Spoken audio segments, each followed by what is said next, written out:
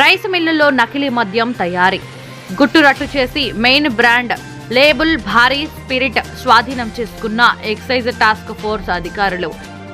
హైదరాబాద్ నగర శివారులో నకిలీ మద్యం తయారీ గుట్టురట్టు అయ్యింది. ఒక రైసు మిల్లులో నకిలీ లిక్కర్ తయారు చేస్తున్న ముఠాపై ఎక్సైజ్ శాఖ అధికారులు ఆకస్మిక దాడులు నిర్వహించి భారీగా నకిలీ సీసాలను స్పిరిట్ను స్వాధీనం చేసుకున్నారు. ప్రముఖ మద్యం బ్రాండ్ల లేబుల్స్ ను ప్రింట్ చేయించి చీప్ లిక్కర్ మరియు నాటుసారాను మిక్స్ చేసి ఖరీదైన బ్రాండ్ల మాదిరిగా ప్రజలకు అమ్ముతున్న ముఠా విధి విధానాలు అధికారులు వెలుగులోకి తీసుకొచ్చారు. మార్కెట్లో గల డిమాండ్ను క్యాష్ చేసుకునేందుకు గ్రామీణ ప్రాంతాల్లో ఉన్న చిన్న మద్యం దుకాణాలకే ఈ నకిలీ లిక్కర్ను సరఫరా చేస్తున్నట్టు అధికారుల విచారణలో వెల్లడైంది. ఈ దాడిలో వేల లీటర్ల నకిలీ మద్యం, పెద్ద మొత్తంలో ఖాళీ సీసాలు, క్యాబ్స్, ప్రముఖ బ్రాండ్ల నకిలీ లేబుల్స్ అధికారులకు చిక్కాయి.